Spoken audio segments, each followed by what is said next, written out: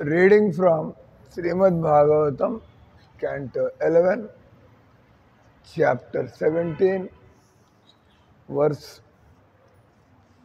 నిన్నటి కూడా ఇంకొద్దిగా పెండింగ్లో ఉంది. ఈరోజు కర్మ మేధీయే ఇష్ట్వా మామేవ భక్తిమాన్ తిష్టేద్వనం ఓపవిశత్ ప్రజావాన్వా పరివ్రజేత్. అనువాదం తాత్పర్యం శ్రీల ప్రభుపాదకి.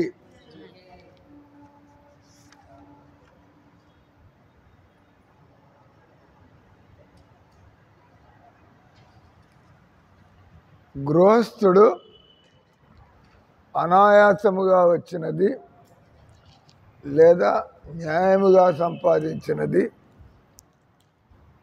ఆయన ధనంతో కుటుంబ సభ్యుల్ని పోషించవలను.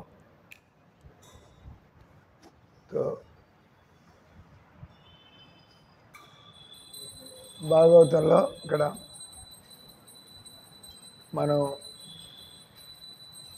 తెలిసి మనస్సును చంపుకుని అన్యాయంగా సంపాదిస్తే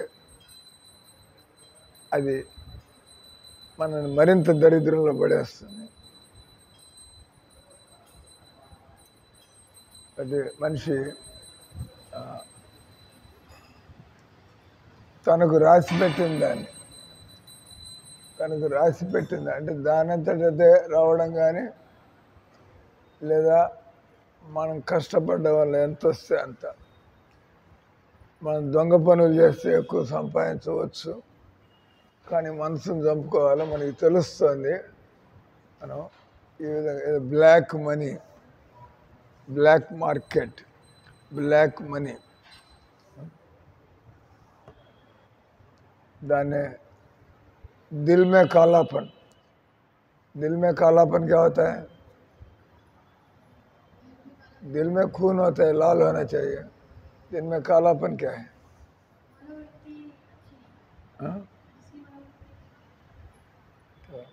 హిందీలో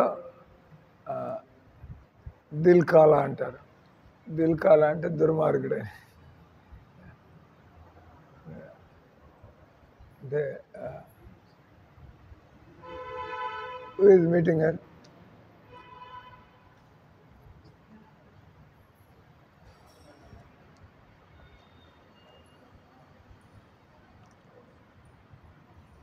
అంటే కలుషితమైన హృదయం లేదా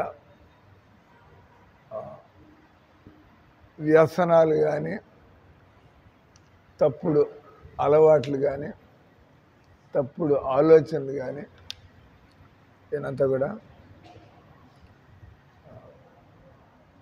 దాన్ని హృదయం శుద్ధంగా లేదు.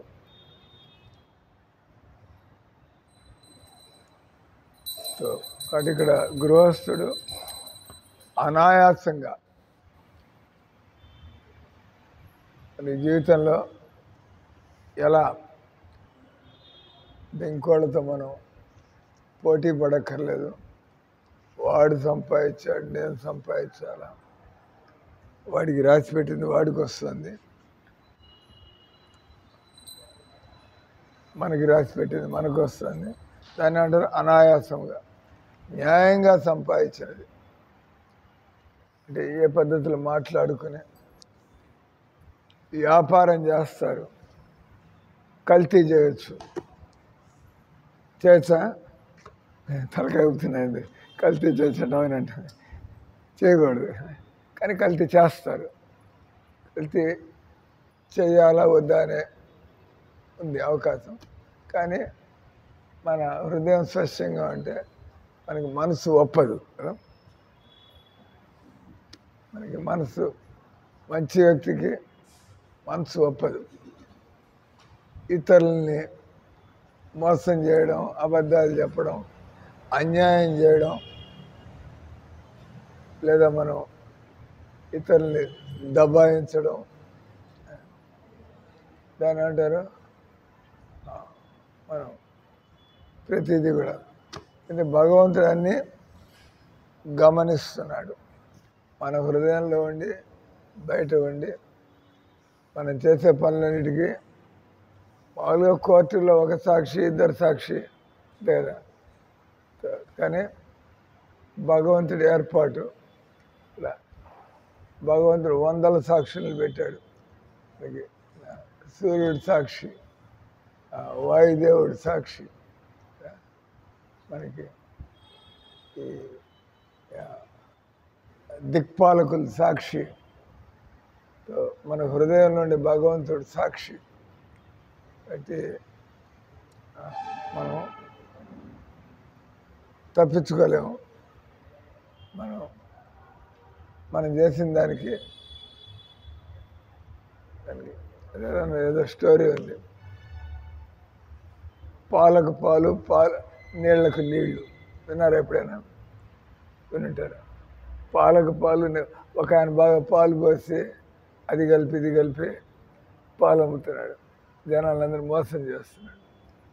అతనికి తెలుసు మోసం చేస్తున్నాడు. అంటే ఈ రోజుల్లో వాళ్ళు అన్నారు, ఈ రోజుల్లో మనకి ఉండేటువంటి ఆవులతో వచ్చేటువంటి పాలు 100 లీటర్లు అయితే జనాలకి 500 లీటర్లు డిమాండ్ ఉంటే ఎంత డిమాండ్ ఉన్నా కూడా సప్లై చేస్తాడు. అదే ఏదో కావాలంటే ఏదో దొరకని వస్తువు ఉంది ఆయన మార్కెట్లో, అది సప్లై ఉందా లేదా కానీ మీకు మాత్రం అంటే వాళ్ళు వేరే రకంగా కల్తీ పాలు లేదా కెమికల్ మిల్క్ అంటారు. Chemical milk. నిన్న లక్ష్మికి భయంకరమైన కే ఆర్టికల్ पे जाता है दूध के बारे में, దాని హింస దాని ఏమంటారు, నాన్ వెజ్ మిల్క్. విన్నారు ఎప్పుడైనా? మిల్క్ ఏంది, నాన్ వెజ్ ఏంది? Non veg milk. జనాలంతా మీకు అంతా వణుకొచ్చేస్తుంది వింటే.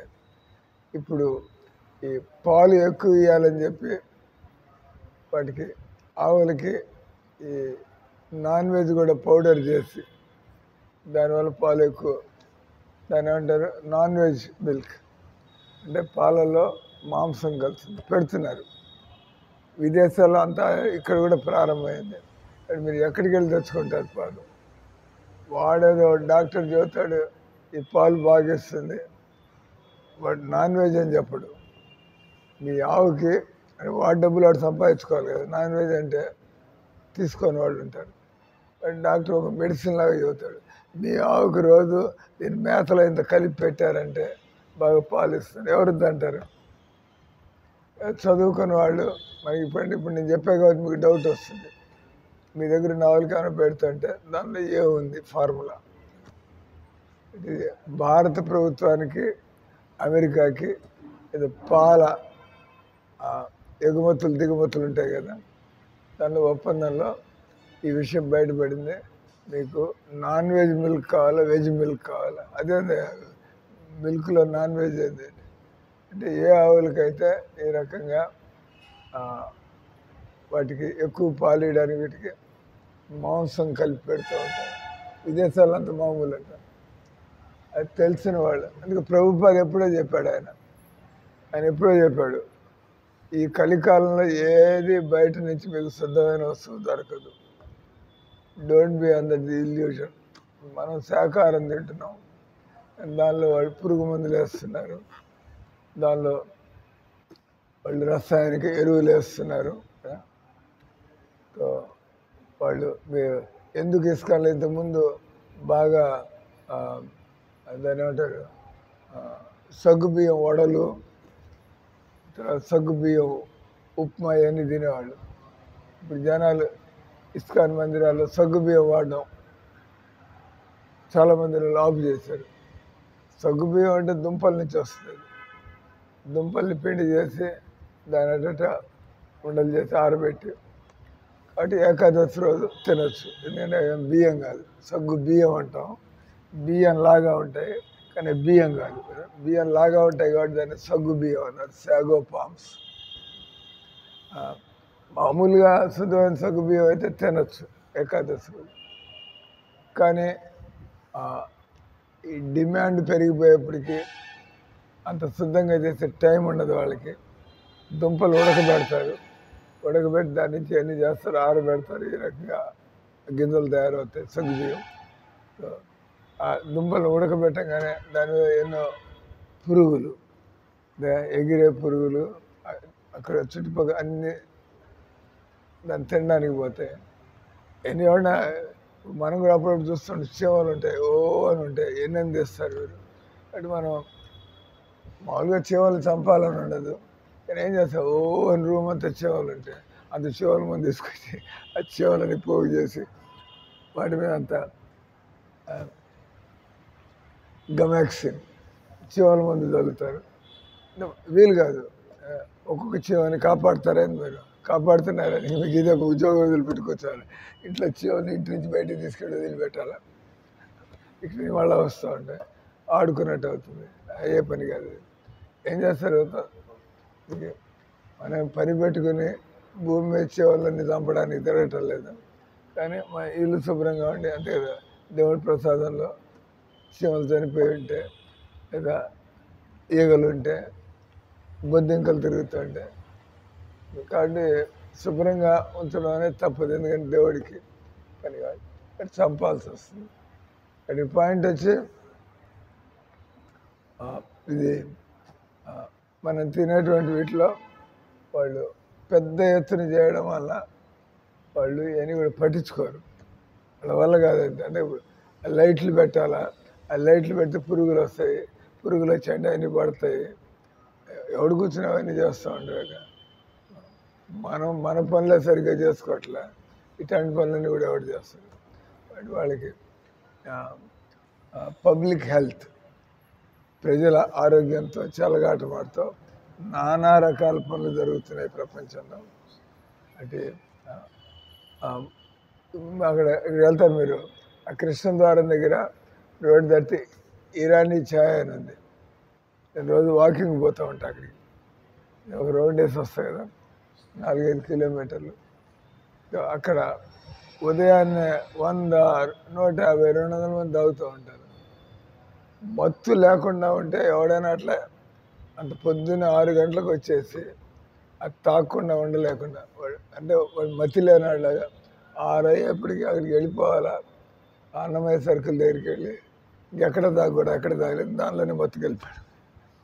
అది ఎందుకు పోతారు అట్లా, కొంపలు మునిగినట్టుగా తాగితే కానీ వాళ్ళకి హుషారు వచ్చినట్టుండదు. మీరు అడిగి మరి పోలీసులు పట్టుకోవచ్చు కదా, వాడికేం కూడా వాడికి 500 రోజుకి అరే దీనిలో మత్తు కలుపుతున్నా అంటే సార్ ఒక 1000 రూపాయలు చూపిస్తాడు, వాడు 1000 రూపాయలు రోజు జేబులో పెట్టుకుపోతాడు, ఎవడి పని వాడిని, వాడు వీడి మధ్యలో మీ ఆరోగ్యంతో పూర్తిగా చెలగాట వాడతారు. మీరు ఇంకా అది లేకుండా బతకలేని స్థితికి వస్తారండి మత్తు పదార్థాల వల్ల. అంటే ఎన్ని హోటల్లో కూడా భోజనాల్లో వీటిలో అది కలిపి ఇది కలిపి జనాలు కొద్దిగా రుచిగా అనిపించేట్టు, అంటే వాడికి జనాలు వాళ్ళకి ఆరోగ్యకరమైన భోజనం పెట్టడం వాళ్ళ పని కాదు, డబ్బులు సంపాదించు, ఏ హోటల్లో బాగుంది అంతే నాలిక జీవ చేపలేం కొద్దీ ఎక్కడ దొరుకుతుంటే పోయి తింటూ ఉంటారు, రకరకాలుగా కలుపుతూ ఉంటారంట. మీరు వెళ్ళి మీరు తింటున్నారు శాకాహారం అనుకుంటారు, కానీ వాడు ఏం కలుపుతున్నాడు ఎవడికి చేస్తున్నారు. ఎంత ఈ కలికాలంలో ఆ రోజులన్నీ పోయినాయి. మీరు కొద్దిగా గొప్ప మనం ఇంట్లో వండుకుందాం, అంతకంటే దానిలో కూడా బయట కల్తీ జరిగిపోయి ఉంటాం. ముడి వస్తువుల్లో దాన్ని మనం ఏం చేయగలం, ఇంట్లో వండుకుంటున్నారు బాగానే ఉంది, కానీ ముందర వస్తువుల్లో కల్తీ ఉంటే దానికి ఏం చేయాలి. ఈ చేపల పొడుము, ఈ వరి పండించేప్పుడు చేపలు అంటే చైనా వాళ్ళు ఇంతకుముందు ఆర్టికల్ వచ్చింది, ఆ చైనా నుంచి వచ్చిన బియ్యం తినమాకండి, ఇంపోర్ట్ చేస్తూ ఉంటారు, ఇంపోర్ట్లు అవసరం. ఎందుకంటే దానిలో అది మామూలు బియ్యం కాదు, దానిలో చేపల పొడుము కలిపి ఉంటుంది. ఏం చేస్తారు జనాలు, కాబట్టి ఇక్కడ మనకి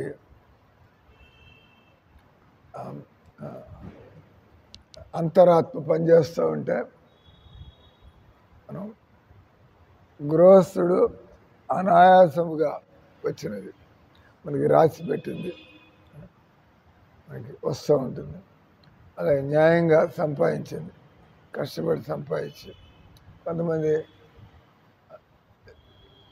2 రోజుల పని 4 రోజులు చేయడం. మనం కూర్చోం కదా, రోజంతా ఎక్కడ కూర్చుంటారు. మీరు ఇంట్లో వంటింట్లో వంటలు వండుకోవాలి, ఇల్లు శుభ్రం చేసుకోవాలి. ఆ పని ఆడేస్తే అక్కడ కాపలా వాళ్ళకి కూర్చోవాలి. మీరు అడిపోగానే వాడు పంచోరు తగ్గించేస్తాడు. ఏం చేస్తాడు? నేను గట్టిగా అడిగితే ఇంతే పని అయిందంటే మీరు చేయండి అమ్మా తెలుస్తుంది కష్టం. నోరు మూసుకుపోతారు అక్కడి నుంచి. మన వల్ల అసలయ్యే పని కాదు అది. ఈ రకంగా పరిస్థితులు ఘోరంగా ఉన్నాయి. కానీ ఎవరైతే సంపాదించుకుంటూ ఉంటారో అటువంటి వాళ్ళు కొద్దిగా న్యాయార్జితం. మీకు చెప్తాడు పాలకు పాలు నీళ్ళలే అబ్బాయి వాడు పాలలో నీళ్ళు బాగా కలుపుతున్నాడు. అంత జనాలకి ఆవు పాలు అంటాడు, దానిలో కొద్దిగా పసుపు కలుపుతాడు. కానీ అంత భగవంతుడు గమనిస్తున్నాడు. ఒకసారి వాడు ఏదో కొనుక్కోవడానికి వాడు సంపాదించిన డబ్బులు పెట్టుకుని ఊళ్ళోకి వెళ్ళి వాళ్ళ విలేజ్ నుంచి ఇంతలో ఒక కోతుల ముఖ ఎక్కడి నుంచి వచ్చిందో అది కొద్దిగా పండుకుని ఉంటే అవి లాగేసింది. దానిలో ఉన్నాయి నోట్లని. ఆ నోట్లని చింపేసి నోట్తో కొరికేసి కింద బారేసిపోయాడు.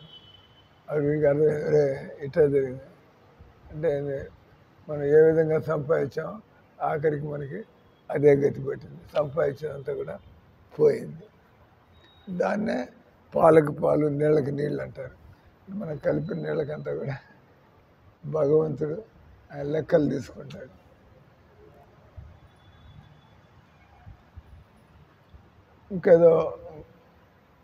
ఇంకో స్టోరీ ఉంది. ఒక బ్రాహ్మణుడు రాజుగారి దగ్గరికి కూతురు పెళ్లి చేయడం కోసం రాజుగారి దగ్గరికి వెళ్ళి దానం అడిగాడు. దానం అడిగితే రాజుగారు చలో అందరి ముందు బ్రాహ్మణుడు దానం అడుగుతాడు. అంతకని అయ్యండి ఆయనకి అంటే ఇది సరిపోదు సార్ అంటాడు అందరి ముందు. రాజుగారు అందరికి చూపించుకోవాలని ఇట్లా అనేసి ఇచ్చి పంపిస్తామన్నాడు. 50,000 ఇచ్చి, ఈ 50,000 సరిపోదు సార్ అడిగాడు. పరుగు పోయినట్టుగా రాజు ఆల్రెడీ నీకు 5 లక్షలు కావాలా అయింది ఆయన. మళ్ళీ వాడు నోరెత్తకుండా 5 లక్షలు ఇస్తాను తర్వాత అది కూడా సరిపోదు సార్ అన్నాడు. నా తలకు నా మెడకు చుట్టుకున్నట్టుంది వీడేవాడు అందరి ముందు నా పరుగు తీస్తున్నాడు. ఒకసారి ఇస్తాను తర్వాత వెనక్కి వెళ్ళకూడదు కదా. 5 లక్షలు అయింది, అదే అయింది, ఇది అయింది. ఏమయ్యా ఒక అర్ధరాజ్యం ఇస్తే పట్టుకుపోయారు అనాల్సి వస్తుంది రాజుగారికి. అటు చూసి అది కూడా సరిపోతాడు. ఏం పెళ్ళి నువ్వు చేసి ఏం పెళ్లి చేస్తున్నావు ఏంది విషయం అంటాడు రాజుగారు. అంతే కదా, అందరు చూస్తున్నారు. సభలో ఉండే సభాసదులంతా కూడా నోరు ఎళ్ళబెట్టుకుని చూస్తున్నారు వీళ్ళిద్దరి మధ్య జరుగుతున్నటువంటి మాటలు. రాజుగారు గొప్పకు పోయి పంతానికి పోయి ఇస్తున్నాడు. అది ఎంతవరకు అయితే సగం రాజ్యం వాడేవాడు కూతురు పెళ్ళికి సగం రాజ్యం ఇచ్చే పరిస్థితి వచ్చింది ఆయన. వాడు అది కూడా సరిపోలేదంటే ఇంకా ఆయన తన మాటను ఆపు చేస్తే ఏందా పెళ్ళి ఏందా వ్యవహారం ఏంది ఇంత ఖర్చు ఎందుకు అవుతాయి, మేము పెళ్లి చేస్తున్న కూడా ఇట్లా కాదు మా ఇళ్ళల్లో ఏం పెళ్లి చేయబోతున్నారు అంటే ఆయన నోరు చేసి అడగాల్సి వస్తుంది. ఈ పెళ్ళికి నేను తీయలేను కదా అన్నట్టు. అంటే ఆ పరిస్థితి వచ్చింది కదా. అప్పుడు ఆయన చూస్తాడు, ఇది అర్ధరాజ్యం విషయం కాదు సార్, 5 లక్షల విషయం కాదు సార్, 50 లక్షల విషయం కాదు సార్. మీరు మీ చేతులతో సంపాదించిన డబ్బు నాకు ఎంత ఇస్తే అదే చాలు నాకు. అంటే రాజుగారు ఇప్పుడు పనిచేసిన పాప అనుకోలేదు. జనాల మీద పంపించి ఊళ్ళోకి అందరి ట్యాక్సులు తీసుకుని అంటే వాడు బ్రాహ్మణుడు కాబట్టి ఈ దుర్మార్గపు సంపాదనతో నేను నా కూతురు పెళ్లి చేయడానికి లేదు, నీ చేతులతో సంపాదించాను, ఇది ఎక్కడ దొరికి సరే అని చెప్పి కనీసం మరి రాజ్యం 50 లక్షలు ఇవ్వక్కర్లేదు. వీడి బుద్ధి ఏందో సరే. ఆయన పాప మరుసటి రోజు ఆయన రాజుగారు గుడ్డలు మార్చుకొని ఒక కూలివాడిలాగా సంపాదించాలి కదా మాటిచ్చాడు. నేను ఒక లేబర్ క్లాస్ దుస్తులు వేసుకుని పనిచేయడానికి పోయి ఆయన కష్టపడ్డామంటే తెలిసి వస్తుంది. ఎవడో ఒక యజమాని కింద వాడు తిట్లు తింటూ వాడు పని అంతా పొద్దునుంచి ఎండలో కూర్చొని ఆ పనులన్నీ చేసి సాయంత్రానికి 800 ఎంత ఇచ్చి పంపించాడు. అప్పుడు తీసుకొచ్చి అది ఇస్తాడు. అప్పుడు ఆయన సంతోషంగా దాన్ని తీసుకుంటాడు. నిజంగా ఇటువంటి సొమ్మే మనకు కలిసి వచ్చేది, అంటే కష్టపడి న్యాయంగా సంపాదించేది. ఈయన ఆ 800 తీసుకుని ఆయన కావాల్సిన ఈ పళ్ళు, అరటి పళ్ళు తీసుకుని వెళ్తుంటే ఒక ఆయన వాడు ఎదుర్కొండా వచ్చి ఆయన తనంతట తాను నాకు అర్జెంటుగా మా కుటుంబంలో ప్రోగ్రాంకి అరటిపళ్ళు కావాలా అని అట్నుంచి వస్తున్నాడు, ఇంటించి పోతున్నాడు. ఈయన ఎంత 200, 300 ఖర్చు పెట్టి ఉంటాడు.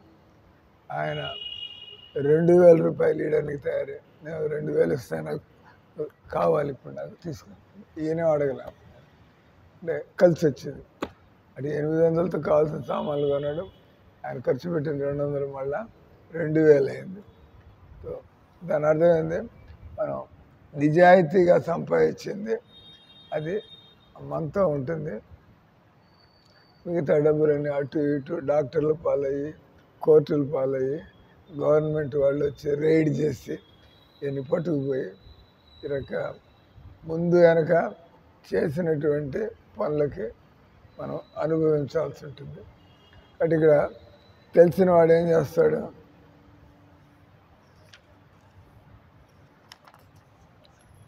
ఈ రకంగా న్యాయంగా సంపాదనతో తన ఆస్తుల్ని, మనకి రకరకాల రోగాలు వస్తాయి కదా, తప్పుడు సంపాదన. అందుకే ప్రభుపాద ఏం చెప్పారు, మీరు ఎప్పుడు కూడా ఎవరన్నా వండి తెచ్చింది తినమాకండి. బయట నుంచి వండి తెచ్చింది, బయట వాళ్ళు బియ్యం ఇస్తే తీసుకోండి, కూరగాయలు ఇస్తే తీసుకోండి, కానీ వండినట్టు తెస్తే తీసుకోమాకండి. ఒకవేళ వాళ్ళు వండి తీసుకొస్తే నైవేద్యం పెట్టి బయట వాళ్ళకి పంచిపెట్టేయండి. మనం తినక్కర్లా. వాడు ఏ విధంగా సంపాదించి ఏ బుద్ధితో వండి ఎవడికి తెలిసే అని. కనీసం మనకి బియ్యం, కూరలు ఇస్తే వాడు దేవుడి సేవకి ఇచ్చాడు, వండి ఆయనకి నైవేద్యం పెడితే వాడికి లాభం కలుగుతుంది, వాడి కొంత వస్తువులు దేవుడి సేవలోకి పోయినాయి. సో మనం వండుతున్నాం భక్తితో పాటు, దేవుడికి నైవేద్యం పెడుతున్నాం. కాబట్టి కర్మ మనకి ఎక్కువ అంటుకోదు. కుటుంబ సభ్యులను పోషించో గృహస్థుడు వారి ఎడ పరమాసక్తుడు కానీ, తాను లేకపోతే వీళ్ళు బతకలేరని కానీ. ఇక్కడ అంటే భక్తి లేకుండా మనం ఈ విధంగా బతకలేము ఈ కలికాలంలో. రోజు భక్తి కాబట్టి భక్తి చేయని వాళ్ళు ఏమనుకుంటారు, నేను కదా కుటుంబ సభ్యులను పోషిస్తుంది సంపాదించి, ఆ తర్వాత ఆసక్తి నేను లేకపోతే వీళ్ళు ఎట్లా బతుకుతారు. ఈ రకంగా వాళ్ళు భగవంతుని మర్చిపోయి మరి శరీర భ్రాంతిలో పడిపోతారు. ఆ విధంగా గృహస్థుడుగా ఉండి కూడా ముక్తిని పొందాలంటే ఆ విధంగా మనిషి ఆలోచించకూడదంట. భావి సౌఖ్యం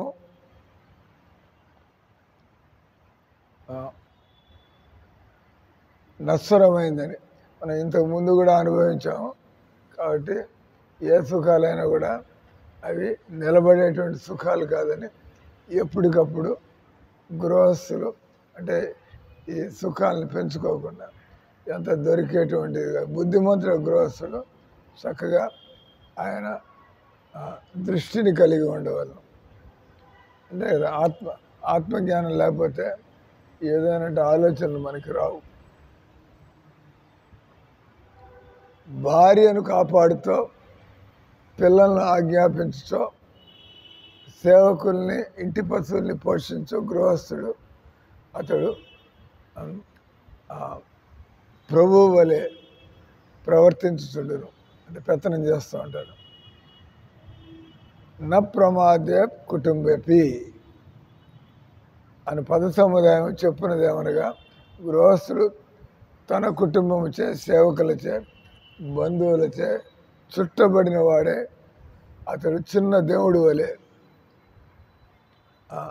తిరుగుతున్నా కూడా విద్యాగర్వంచే తానే నిజమైన ప్రభు అని తలచో మతి స్థిమితాన్ని కోల్పోను. అంటే మనం అంత ఆసక్తులు అయిపోతే దెబ్బ తగిలిందంటే మనకి బాధ ఎక్కువగా ఉంటుంది. ఇంట్లో వాళ్ళకి ఏమైనా అయినా ఇది అది. తాను భగవంతుని నిత్యదాసుడని ఎప్పుడు మరవకుండా అతడు గంభీరముగా బుద్ధిమంతుడిగా ఉండవాలని విపశ్చిత్ అనే పదం సూచించు. అంటే మానవ జీవితంలో మనం భక్తి మార్గాన్ని అనుసరించవలసి ఉంటుంది. లేకపోతే మానవ జీవితం పొంది కూడా మనం ఎలాంటి లాభాన్ని పొందలేం. ఉన్నత మధ్య అధో తరగతికి చెందిన గృహస్థులు వాళ్ళ వాళ్ళ హోదాలను బట్టి నానా రకమైన ఇంద్రియ భోగాలకు వాళ్ళు అలవాటు పడి ఉందరు, వాళ్ళ వాళ్ళ స్టేటస్ని బట్టి. కానీ ఏ ఆర్థిక వర్గం నుండి కానీ సామాజిక వర్గం నుండి కానీ ఏ పరములు అందులో భౌతిక భోగములు తాత్కాలికం. మనం అది రాజా రఘుగణ ఆయన పల్లకీని జడభర్తుడు రాజా రఘుని కంటే ఇంకా గొప్ప రాజు. ఆయన వదిలిపారేసి ఆయన కావాలని చెప్పి ఒక పిచ్చివాళ్ళగా తిరుగుతున్నాడు. కానీ ఆయన ఒక ఆధ్యాత్మిక వ్యక్తి అవడం వల్ల మంచి తేజస్తో రాజుగారు వాడిని పల్లకి మోయడానికి, నేను రాజును కాబట్టి అతని యొక్క అతను బ్రాహ్మణుడని భక్తుడని ఈయన చూడలేకపోయినాడు రాజా రఘుగణ. కాబట్టి ఆయన వీడు బాగానే ఉన్నాడు, ఆరోగ్యంగా పల్లకి మోయమని చెప్పి ఆజ్ఞాపిస్తాడు. చలో ఇది మన కర్మ అని చెప్పి జడభర్తుడు మోస్తూ ఉంటాడు. కానీ రాజు అక్కడితో ఆగడు, ఆయన వెటకారం చేస్తూ ఉంటాడు. తొందరగా నడవమని, అటు చేయమని, ఇటు చేయమని. కానీ ఈయన ఒక భక్తుడు అవడం వల్ల ఆయన ముందు వెనక చూసుకుని ఈయన బల్లో పిల్లో వస్తే ఆగి, దానివల్ల పల్లకి ఆగిపోయి రాజుగారికి ఇబ్బంది కలిగి తిడుతూ ఉంటాడు. ఇంకా అది కొద్దిగా శృతి మించుతూ ఉంటుంది. ఆయన లోపల పల్లకీలో ఉన్నాడు, వీడు బయట మోస్తున్నాడు. ఈయన ఒక గొప్ప ఆధ్యాత్మిక వ్యక్తి కాబట్టి ఆయన తన పద్ధతిలో ఆయన పల్లకీని మోస్తున్నాడు. రాజుగారు తెలియక మందలిస్తూ ఉంటాడు. సో ఇంకా 5 సార్లు మందలించినా కూడా జడపరిచి అట్లాగే పల్లకి మోస్తూ ఉంటే రాజుగారు కదా ఆయనకి కోపం వస్తుంది. అరే ఒకసారి చెప్పా, 2 సార్లు చెప్పా, 3 సార్లు చెప్పా, ఆయన బుద్ధి లేకుండా ఇట్లా మోస్తున్నాడు అది అని చెప్పి అప్పుడు కట్టెను తీసి వార్నింగ్ ఇచ్చినట్టుగా. అప్పుడు ఈయన కూడా ఇంకా ఏం మొహమాట పడకుండా చెబుతాడు, ఈరోజు నువ్వు పల్లకీలో కూర్చున్నావు, ఈరోజు నేను పల్లకి మోస్తున్నాను, రేపు నువ్వు పల్లకి మోసేవాడి కావచ్చు, నేను పల్లకీలో కూర్చునేవాడిని కావచ్చు. అది ఆయన అన్న ఈసడింపు మాటలన్నిటికీ ఆయన జవాబిస్తాడు. ఒకటి వచ్చి మరి నేను రాజుని భయం లేకుండా మాట్లాడుతున్నాడు వాడు వీడు, అంటే అందరూ భయపడిపోతారు కదా రాజుగారి ముందు ఒక కూలాడంతా. కానీ ఆయన నిలబడి మాట్లాడుతుంటే మొహంలో మొహం పెట్టి చెబుతుంటే ఆయనకు అర్థమైంది, ఆయన తేజస్సు, ఆయన మాట తీరు చూసి ఈయన అరుదుగా కనిపించేటువంటి ఒక ఆధ్యాత్మిక వ్యక్తి గురువు గారు అని చెప్పి ఆయన నేను ఎంత తప్పు చేశా, వీడు కూలాడు అనుకుని అని చెప్పి సాష్టాంగపడి దండం పెట్టి నాకు జ్ఞానోపదేశం చేయండి అంటే ఈయన ఆ విధంగా భూత భవిష్యత్తు వర్తమానాలు చూస్తూ ఆత్మజ్ఞానంతో పాటు న్యాయంగా ఈయన మాట్లాడుతుంటే రాజుగారు ఆయన ఇంకా పక్కన పెడతాడు. నేను రాజు అనే విషయాన్ని పక్కన పెట్టి ఆయన ఆత్మజ్ఞానాన్ని, ఇది భాగవతంలో వస్తుంది.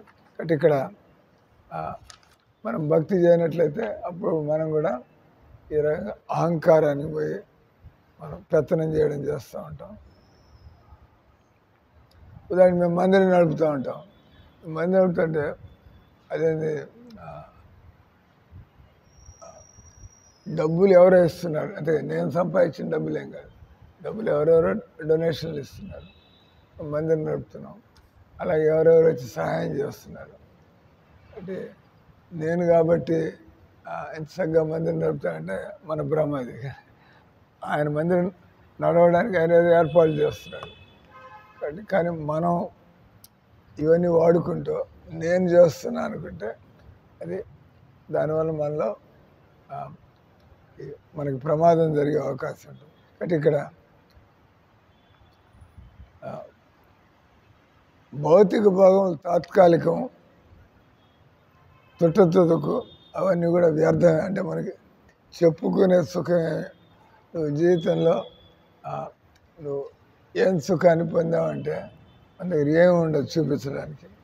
అంటే అవన్నీ కూడా భౌతికమైన సుఖాలు అవడం వల్ల. అంటే ఆయన బాధ్యతాయుతుడైన గృహస్థుడు తన కుటుంబ సభ్యులను, తన ఆశ్రిత జనుల్ని వాళ్ళని గారాబం చేసి చెడగొట్టకుండా వాళ్ళని సచ్చిదానందమయ జీవితం అంటే ఆయన కూడా చేసి, పిల్లలు ఉంటారు మనం చెప్పినట్టు వినరు. కానీ నేను ఒక ఆప్కో బేజా అనే వీడియో, ఒక పిల్లాడు కేవలం 3 ఏళ్ల పిల్లాడు, వాడు ఏం చెప్పినా కూడా సెల్ ఫోన్ వదిలిపెట్టాల. ఈరోజు అందరు పిల్లకాయలు అంతే, పిల్లకాయలు మొండికెత్తి ఏడ్చి గొడవ పెట్టి మళ్ళీ సెల్ ఫోన్ పెట్టి కూర్చుంటాడు వాళ్ళ దగ్గర. అట్లా ఒక పిల్లాడు అట్లా చేస్తుంటే ఇంకా తల్లిదండ్రులకి ఇద్దరికి ఏం చేయాలో తెలియదు. వాడికి చదువు లేదు, పాడు లేదు, ఎండం లేదు, మొండికెత్తడం, ఆడవడం. ఏంది వీడి ఈ వయసులో ఇటువంటి తర్వాత ఏం చేస్తాం? తల్లిదండ్రులకి ఏం చేయాలో తెలియక మెల్లిగా ఒక గురువు గారి దగ్గరికి పోతే ఆయన చెప్పాడు, మీరిద్దరు సెల్ ఫోన్ చూస్తుంటే అమ్మాయిని చదువుకోమా అంటే ఆమె ఎక్కడ ఉంటుంది? ముందు మీరు బాగుపడండి, ఇద్దరికి ఇచ్చిరో భగవద్గీత ఒకళ్ళకి, ఆ తర్వాత ఉపదేశం 2 పుస్తకాలు ఇచ్చి మీరిద్దరు ఇంట్లో మీ పిల్లాడితో పాటు కూర్చొని అక్కడ చదువుతూ ఉండండి, వాడే బాగుపడతాడు. సరే ఏమవుతుంది చూద్దామని చెప్పి వీళ్ళు ఇద్దరు చిరో పుస్తకం తీసుకుని భార్య భర్త ఇంటికి వచ్చి ఆ పిల్లాడు సెల్ ఫోన్ పట్టు కూర్చుంటారు. వాడు జోలికి పోయి వీళ్ళు మాత్రం పుస్తకం పెట్టుకుని వాడు పిల్లాడు అటు ఇటు చూస్తాడు. అరే నేను సెల్ ఫోన్ ఉంది, వాళ్ళు ఏందో ఇంతకంటే బాగున్నట్టుగా పుస్తకం పట్టుకుని వదలటలేదని వాడు సెల్ ఫోన్ పక్కన పారేసి వాడికి ఒక పుస్తకం తీసుకొచ్చుకుంటాడు. వీళ్ళిద్దరి మధ్యలో కూర్చొని వాడు కూడా పేజీలు తిప్పుతూ ఉంటాడు. చదవడం రాదేం రాదు. అంటే పిల్లల యొక్క స్వభావం అనుకరించడం వాళ్ళ స్వభావం. అంటే వాళ్ళని మనం ఆ విధంగా మార్చడం, సెల్ ఫోన్ లాగేసి మనం ఏం చేస్తుంటే వాళ్ళు కూడా అదే చేస్తుంటాం.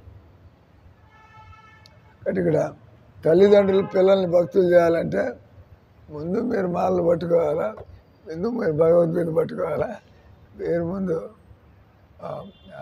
తెల్లారుదామని లేవాలా, మీరు పూజలు చేయాలా, గంటలు కొడుతూ ఉంటారు, చూస్తూ ఉంటారు. మెల్లిగా వాళ్ళు మీరు చెబితే వినే పరిస్థితికి, అమ్మ చేస్తూ మాట్లాడుతుంది, అదేదో నువ్వు బాగుపడు అన్నట్టుగా కాకుండా ఆ రకంగా ఉంటే కానీ. కాబట్టి ఇక్కడ భాగవతంలో బాధ్యతాయుతుడైన గృహస్థుడు కుటుంబ సభ్యుల్ని, ఇతర ఆశ్రిత జనుల్ని తాను భక్తి చేస్తూ వారి సచ్చిదానందమయ జీవితానికి వారిని భగవంతుడి వైపుకు నడపవలను. స్వల్పకాలము కొరకు గర్విత ప్రభువు కారాదు.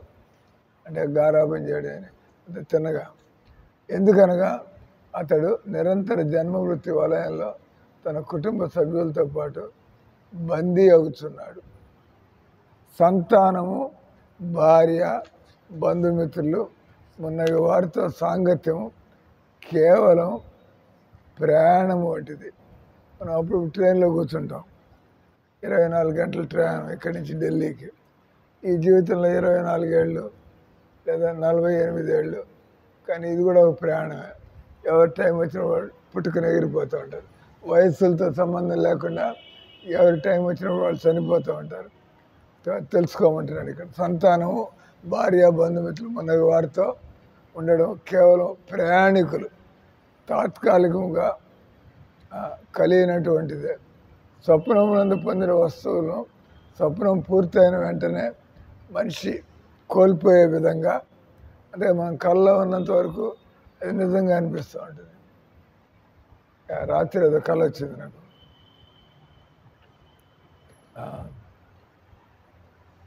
సో మెలకు రాగానే ఏంది ఏం కళ వచ్చింది, ఏదో రాధానాథ్ మహారాజ్ వస్తే దానికి దీనికి ఏర్పాటు చేయడం, అది మాట్లాడుతాడు. ఈ లోపల నిద్ర మెలుకుంటే ఏమీ లేదు అక్కడ. కళ్ళలో మనం గడిపే జీవితం గురువులు శిష్యులు అటు మనకి గురువు గారు వచ్చినాడు అది చేయాలి ఇది చేయాలి మంచిదే కదా కొంచెం జాగ్రత్తగా, కానీ వెలుకొస్తారే అంత కళ ఇది, దీనిలో ఏం లేదు. అట్లా జీవితంలో కూడా చావు వచ్చినప్పుడు తెలుస్తుంది ఇక మన వాళ్ళంటే ఎవరు లేరు, మనం ఇది కాదు, మనకంటే ఏం లేదు. మనిషి అన్నీ కోల్పోయే విధంగా స్వప్నం నుంచి మేల్కోగానే అన్ని పరిస్థితులు మారిపోయే విధంగా ప్రతి దేహపు మార్పుతో మనం వేటికైతే అతుక్కుని కూర్చుని ఉన్నాము, దేహం మారేప్పుడు అన్నీ ఇక్కడే కదా. హోటళ్ళలో, భోజనశాలలో, పర్యాటక కేంద్రాల్లో, పురాతన సంస్కృతి అనుసరించి బావుల వద్ద నడిచే మార్గంలో ప్రయాణికులు తాత్కాలిక సంఘం, పాంత సంఘము, యాత్రికులు అప్పుడప్పుడు మనం కలుసుకుంటూ ఉంటాం హోటల్లో లేదా సత్రంలో. కుటుంబం అనేది కూడా అంతకంటే విశేషమేం కాదు, కానీ తేడా ఏంది, ఇక్కడ కొద్ది కాలం, బహుశా కుటుంబంలో కొద్దిగా ఎక్కువ కాలం. ప్రస్తుతం మానవులు బంధుమిత్రులతో, శ్రేయోభిలాషులతో వాళ్ళు అదే శాశ్వతం అన్నట్లుగా వాళ్ళు మునిగిపోయి ఉంటారు. కానీ భౌతిక దేహం వదలవలసిన టైం వచ్చినప్పుడు అందరి నుంచి వేరు కావాల్సి వచ్చింది.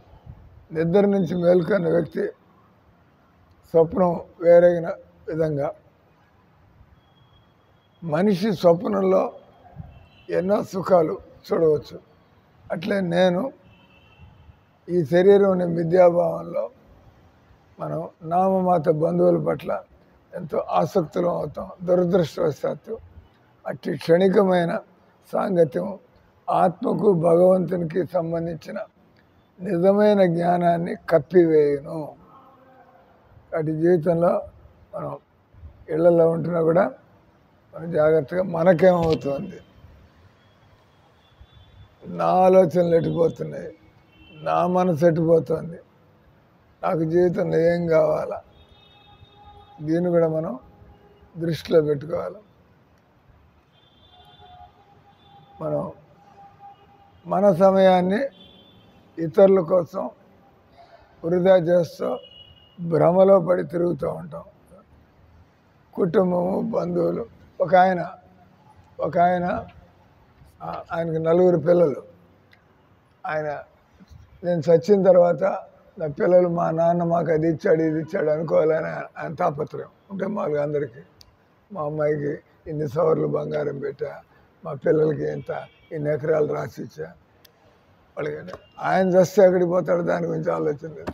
ఈయన ఏం చేశాడు, ఆయన 4 పిల్లలు అంటే వీళ్ళందరికీ కూడా ఈ మాత్రం ఇవ్వాలని చెప్పి ఆయన పాప ఎంతో కష్టపడి మోసాలు కూడా చేసి మొత్తానికి తన 4 పిల్లలకి కొంత ఆస్తి. కొంతమంది మీలాంటి వాళ్ళు చదువుతూ ఉంటారు కదా, ఏం లేదు సార్ అంతా ఇంత కష్టపడి సంపాదించి వీళ్ళందరికీ ఇస్తారని చెప్పి, పిత్రార్జితం లేకపోతే. అరే అంటే అప్పుడు మీకు ఇంకా ఆసక్తి ఉంటుంది, నేను కాబట్టి నా పిల్లల కోసం ఇంత కష్టపడి ఇది. ఆయన మొత్తానికి కష్టపడి కింద మీద పడి అబద్ధాలు చెప్పి రాత్రి మూడు కష్టపడి చచ్చే లోపల 4 పిల్లలకి అంత ఇంత ఆస్తి మొదటి లేదు కూడబెట్టి ఆ 4 ఇచ్చాడు. చనిపోయిన తర్వాత ఆయన చెప్పులు కొట్టేవాడుగా చనిపోతాడు. వాడు చేసిన దుర్మార్గ పనులకి చెప్పులు కొట్టేవాడు, అంటే దరిద్రుడు కుటుంబం. కానీ ఆయనకి దేవుడి ఏర్పాటు వల్ల పూర్వజన్మ స్పృహ ఉంటుంది. ఈ 4 పిల్లలు నా వాళ్ళే, వీళ్ళకి నేనే ఇల్లు అని కట్టించింది అని చెప్పి ఆయన అనుకుంటున్నాడు. కానీ పిల్లలు అట్ట చూస్తారు. అంటే ఈయన పోయి అబ్బాయిలు మీరంతా నా సంతానం వేరా, మీరంతా వాళ్ళని చెప్పులతో కొట్టి పంపిస్తారు. పిచ్చి పిచ్చి మాటలు మాట్లాడడం ఎవడైనా గెట్ అవుట్ ఆఫ్ హియర్. అంతే కదా, ఒకసారి శరీరం మారిన తర్వాత మనం ఎలా గుర్తుపడతాం మన వాళ్ళని? వీలు కాదు. కాబట్టి మన గురించి కూడా మనం ఆలోచిస్తూ ఉండాలి. మనమేం సంపాదించుకుంటున్నాం, మనం పోయిన తర్వాత మనతో ఏమొస్తుంది? విజయలక్ష్మి పోయిన తర్వాత మీతో ఏమొస్తుంది? మీరు చేసిన భజన, మీరు చేసిన దేవుడి సేవలు, బట్ ఆలోచనలు దాన్ని బట్టి మీరు మంచి ఇంట్లో జన్మెత్తారు అంతే కదా. మన ఆలోచనలన్నీ పిల్లలు వేటి మీద మళ్ళీ అదే ఇంట్లో ఏ పిల్లో ఏ బర్రె జన్మెత్తి అక్కడికి వచ్చి వేస్ట్. మీ పిల్లల మధ్యలో ఉన్నారు అంటే వాళ్ళు మిమ్మల్ని గుర్తుపట్టలేరు, మీరు వాళ్ళు గుర్తుపట్టలేరు. మారిపోయింది జన్మ.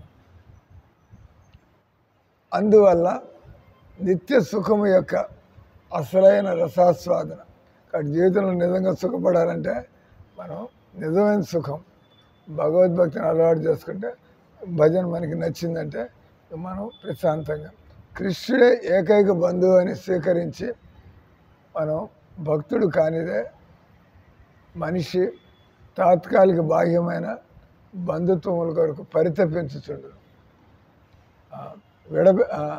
విడిచిపెట్టజాలడు.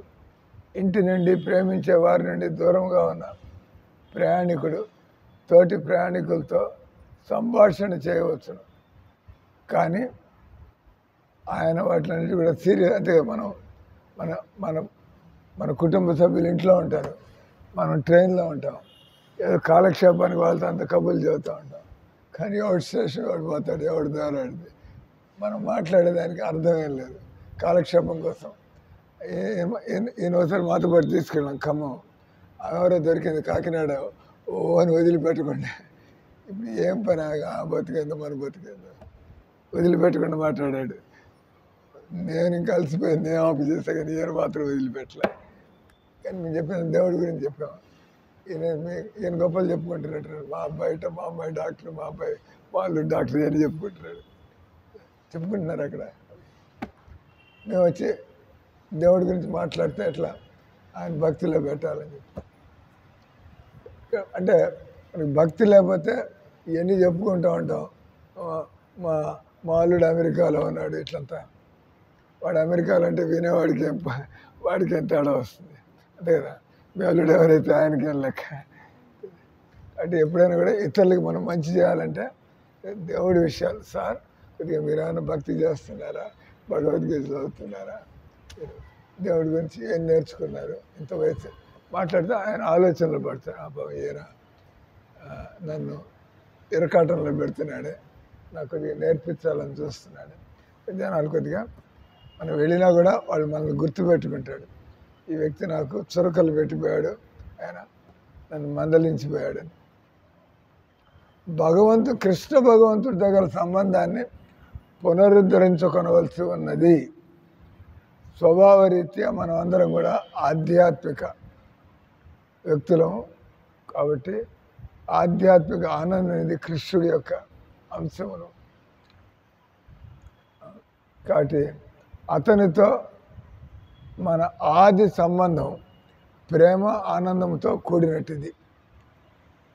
కానీ అతనికి స్వతంత్రంగా ఉండి సుఖపడాలని మనం మాయ రచించిన ఈ భ్రమలో పరిగెడుతూ ఉంటాం. అర్ధరహితమైన లౌకిక సంబంధాలు ఉచ్చులో పడిపోతాం. ఆత్మకు ఈ లోకంలో కానీ వేరొక లోకంలో కానీ నిజమైన ఆనందము సంతృష్టి లేదని బుద్ధిమంతుడు తప్పక ఎరుగగలడు.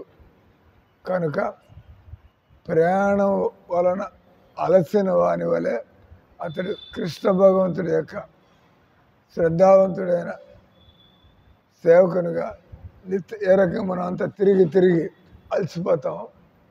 మనం అది ఇంటికి వచ్చి ప్రశాంతంగా ఆ రకంగా ఎప్పుడైతే మనం కృష్ణుడి చరణాల దగ్గర మనం వచ్చి వాళ్తామో అప్పుడు మనకి నిత్య శాంతి మనం ఖచ్చితంగా పొందగలుగుతాం.